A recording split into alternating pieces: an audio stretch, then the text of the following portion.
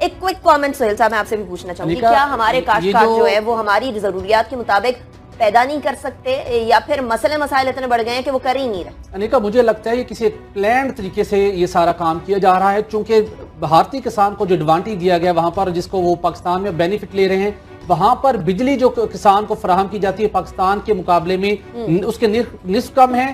पानी बहुत बड़ी मिकदार में फराहम किया जाता है। नरेंद्र मोदी भारतीय पंजाब के किसानों को मजीद फैसिलिटेट करने के लिए पाकिस्तानी दरियाओं का पानी रोककर उनको यकीन दहानी करवा रहे हैं कि आप काश्तकारी बढ़ाएं, पानी मिलेगा। और उसके बाद पाकिस्तान के अंदर खाद किसानों को महंगी मिलती है, बिजली महंगी मिलती है, उनके लिए मसाइल ही मसाइल हैं। और उसके साथ शुगर मिलों की जो इतनी बड़ी तादाद के अंदर, आगे हम चल के बात भी करेंगे, जो पंजाब के अंदर बढ़ाई गई, सिंध के अंदर बढ़ाई गई, लोगों का इंटरेस्ट चेंज कर दिया गया। तो जिसकी वजह से हमें ये लग रहा है कि वो जो बुनियादी रोजमर्रा जिंदगी की जो जरूरियात हैं, खुसूसन फ्रूट्स, भारतीय केला ने पाकिस्तानी मार्केट को कैप्चर कर चुके हैं। पाकिस्तानी केला जो कभी 150 रुपए दर्जन तक जाया करता था, वो 70-80 रुपए से ज्यादा को लेने को तैयार नहीं है। भारतीय केला 150 से 250 रुपए फी दर्जन में बिकता है। तो ये वो मसाइल हैं जिसकी वजह से भारतीय मसनूआत को पाकिस्तानी मंडी के अंदर बहुत ज्यादा रसाई मिली और पाकिस्तानी किसान मुसलसल पिसता जा रहा है। मुसलसल पिसता जा रहा है और इसका ये सबूत है कि हर पहली स्टोरी है मेरे और आपके हवाले से, यानी ये काम सारिफ के हवाले से, जिसको अशय खुरनोश पाकिस्तान में मुहैया होनी चाहिए, क्योंकि ज़राई मुल्क है। यहाँ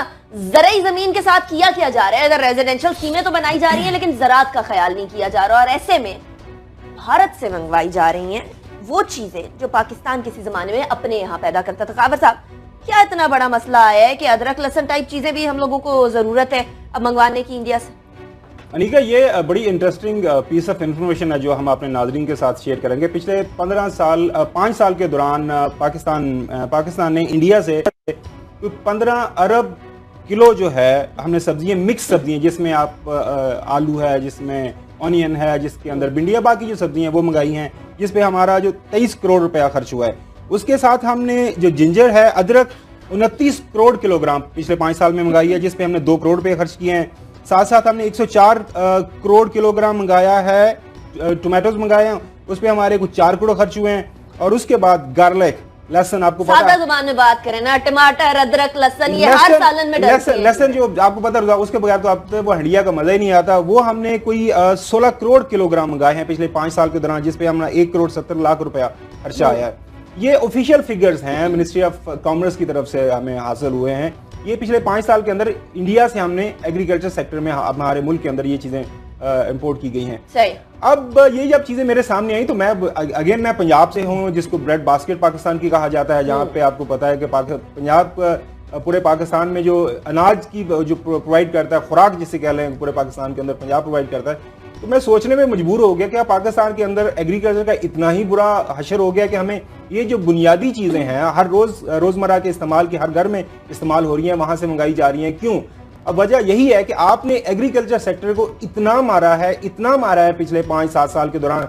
आपने जो सब्सिडी थी वो कट कर दी, आपने जो आपके खादों की प्राइसेस है वो बढ़ा दी, पैकेज का कुछ नहीं बना। जो इलेक्ट्रिसिटी आप प्रोवाइड, आपको सब्सिडाइज होनी चाहिए थी, उसकी प्राइसेस का आपको रेशनलाइज करना चाहिए, वो आपने कुछ नहीं किया।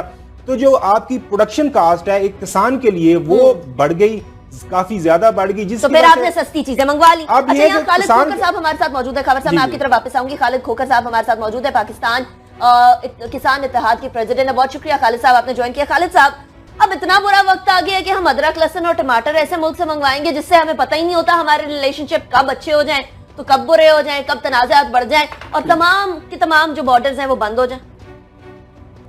देखें जी, हम इतने बदकिस्मत लोग हैं कि जब पाकिस्तान बना था तो 17 अजला पंजाब के हमारे हिस्से में आए थे और 13 अजला पंजाब के इंडिया के हिस्से में आए थे। आज वो 13 अजला 120 करोड़ की आबादी को फीड कर रहे हैं। क्या हमारे 17 अजला 20 करोड़ की आबादी को फीड नहीं कर सकते? एक्चुअली हुकूमती तरजीहात में ज़राअत नहीं है, हमारी पैदावारी लागत को बढ़ा दिया गया है। और ये मैं समझता हूँ कि एक साजिश है जो हर चीज इंडिया से आ रही है, एक सब्सिडाइज कंट्री से हर चीज जहाँ पाकिस्तान में आ रही है। आप लाहौर के नजदीक देखें, आज से 4 से 5 साल पहले 70,000 से 80,000 एकड़ पर टनल फार्मिंग थी, जो इंडियन ट्रेड की वजह से खत्म हो गई है। सही। और अब काश्तकार इंतहाई परेशान है। मैं तो सबसे ज्यादा परेशान हम खुद है कि हमारे शहरी, लाहौर के शहरी की मैं बात करता हूँ, वो पाक और साफ सब्जी उनको नहीं मिल रही, खालिद दूध उनको नहीं मिल रहा। वजह ये है कि पैदावारी लागत बढ़ चुकी है, खादों का रेट ज्यादा है, बिजली महंगी है, डीजल महंगा है, हर चीज महंगी है। और हमारी जो प्रोड्यूस आती है, अगर फर्ज किया कभी उसको रेट मिलने लगे, जिस तरह 2 साल पहले आलू का कुछ रेट बेहतर हुआ था तो इंडिया से मंगवा लिया गया। उसके बाद काश्तकार की जो उसकी कास्ट ऑफ प्रोडक्शन थी वो 15 रुपए किलो थी, उसको मिल रही थी 5 रुपए किलो। सही। वो नुकसान में था और वजीर आजम साहब वहाँ पे इस्लामाबाद में खड़े होकर कह रहे थे जी हम 5 रुपए किलो दे रहे हैं, आलू दे रहे हैं। तो मजाक कर रहे होंगे खालिद साहब जी। अच्छा खोखर साहब, ये खाबर गुमन बात करूं, ये बताइएगा कि इसका हल क्या है? ये आपने प्रॉब्लम तो सारी गिनवा दी, तो हमने आगे कैसे जाना है? अपने किसान की बेहतरी किस तरह करनी है? देखिए जी, इसका बड़ा आसान है कि कॉस्ट ऑफ प्रोडक्शन को कम किया जाए और इस मुल्क में फौरी तौर पे एग्रीकल्चर इमरजेंसी नाफिज होनी चाहिए। मैं आपको एक चीज बता दूं कि यहाँ सब्जियां पैदा करना कोई मसला नहीं, हमारे पास खाली जमीनें पड़ी हैं। मैं अब लाहौर से इस्लामाबाद चले जाए तो मोटरवे के साथ सारी काश्त हो सकती है, नेशनल हाईवे के साथ साथ काश्त, बेतहाशा खाली जमीनें पड़ी हैं। काश्त सिर्फ और सिर्फ काश्तकार को ये तहफ़्फ़ुज़ दिया जाए कि उसको ये रेट मिलेगा। मिनिमम सपोर्ट प्राइस तय होनी चाहिए हर चीज की। इंडिया में 26 क्रॉप की सपोर्ट प्राइस तय है, पाकिस्तान में सिवाय गंदम के अलावा बाकी किसी की सपोर्ट प्राइस नहीं है। काफी चीज मंडी में ला रहा है तो उसके ट्रक का किराया भी पूरा होगा या नहीं होगा। काश्तकार हर वक्त नुकसान के खतरे में पड़ा हुआ है, हर वक्त उसको खतरा है। आज की बात करें तो एहतजाज तो वो पाकिस्तानी भी कर रहे हैं जो अरब मुमालिक में हवालात में बंद हैं और उनकी हालत ऐसी है कि ना कोई पूछने वाला, ना उनका कफील उनको पूछने वाला, ना उनके खानदान की कोई आवाज सुनने वाला। आपको याद होगा कि सऊदी अरब के अंदर मौजूद कुछ कैदियों के साथ क्या हुआ था, किस तरीके से फिर उनको लेकर आया गया। खावर साहब, इसका सद्देभाव करने के लिए कोई तरीकाकार तो होना चाहिए। अरब मुमालिक के अंदर चाहे आप कुवैत की बात कर लें, अब तो खैर वहां जाना ही मुमकिन नहीं, चाहे दुबई की बात कर लें, सऊदी अरब की बात कर लें या ओमान और यमन जैसे ममालिक की बात कर ले, जेलों के अंदर पाकिस्तानी बंद हैं और कई लोग तो फिशरमैन हैं जिनका कोई कसूर नहीं है। अनिका, ये ऑफिशियल डाटा है, वजारत हारजा की तरफ से हमें मसूल हुआ है, वहाँ से निकाला है हमने। इसके मुताबिक इस वक्त पाकिस्तान 2000 के करीब पाकिस्तानी हैं जो सऊदी अरेबिया के मुख्तलिफ जेलों में सजाई काट रहे हैं।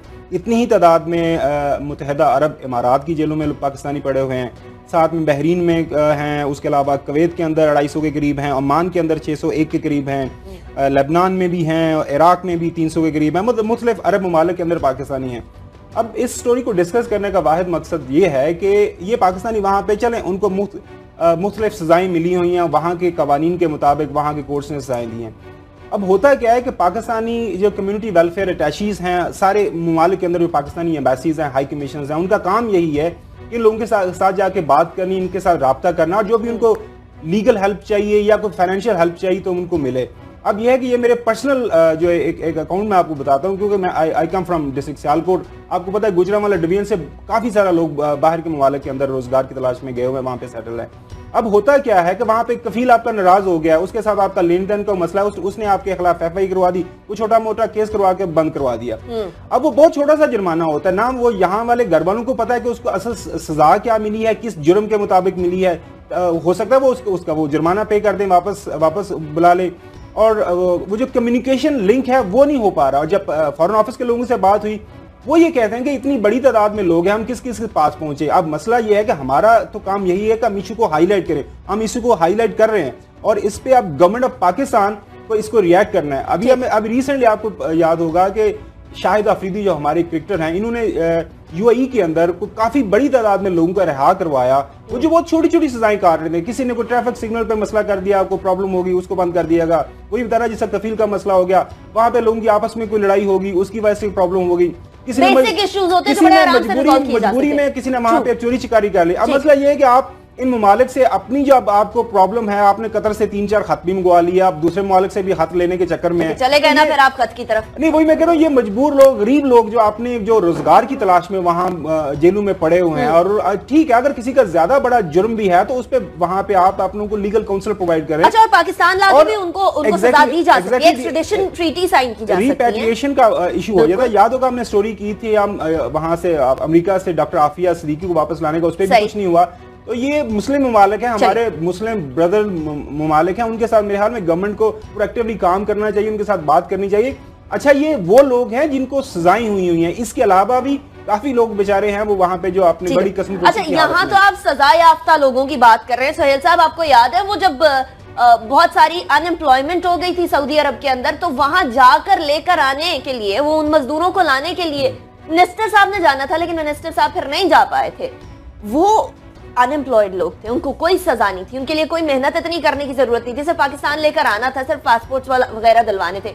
वहां कुछ नहीं हुआ तो यहाँ तो फिर भी सजा याफ्ता लोगों की बात हो रही है, इधर क्या होगा? लेकिन आप ठीक कह रही हैं, वो जो सऊदी अरब के मसले की तरफ आप बात करी, जब वहां पर थोड़ा इकोनॉमिक रिसेशन हुआ तो वहां पर किसी ने कोई खिलाफ वर्जी नहीं की थी, किसी को कोई सजा नहीं दी गई थी, बल्कि ऐसे लोग थे जो वहां जॉब कर रहे थे, अपने खून पसीना एक कर रहे थे, लेकिन उनको तनख्वाहें नहीं दी जा रही थी, उनके कफीलों ने उनके पासपोर्ट उनको वापस नहीं करे, तो वो मुश्किल में थे, दो चार थे, वज़ीर आज़म ने नोटिस भी लिया, लेकिन फिर भी लोग कितने ख्वार हुए हम सब ने देखा। लेकिन अब जो खावर साहब ने जिस मसले की तरफ निशानदेही की है, ये हुकूमत तो चले एक साइड पे रखे, सबसे पहले पाकिस्तानी सफारत खानों की ये जिम्मेदारी है कि उनके पास फंड्स भी होते हैं कि जब कोई ऐसा मामला आए, कोई ऐसा मसला है, तो पाकिस्तानियों को लीगल काउंसिल की सहूलत जरूर फराहम करें, उनके केस को टेकअप करें। अब ये जो उनका उज़र पेश किया जाता है, इतनी बड़ी तादाद में लोग, हम क्या कर सकते हैं? क्या अरब ममालिक या दीगर मुल्कों की जेलें भर गई हैं? इतनी बड़ी तादाद में पाकिस्तानी है? नहीं, इससे पाकिस्तान से ज्यादा दीगर मुल्कों के लोग वहां पर मौजूद हैं। सिर्फ बात क्या है, नीयत नहीं होती, वहां पर आपके इंटरेस्ट कुछ और लोग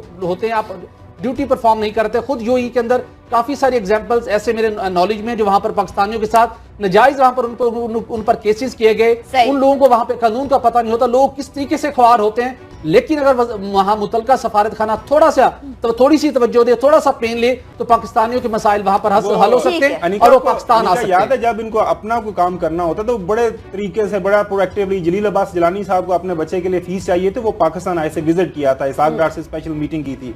इसी तरह उनको वहां पे कुछ और एक्टिविटीज के लिए पैसे चाहिए, तो उसके लिए उन्होंने $2 लाख का एक स्पेशल प्रोविजन ले ली थी।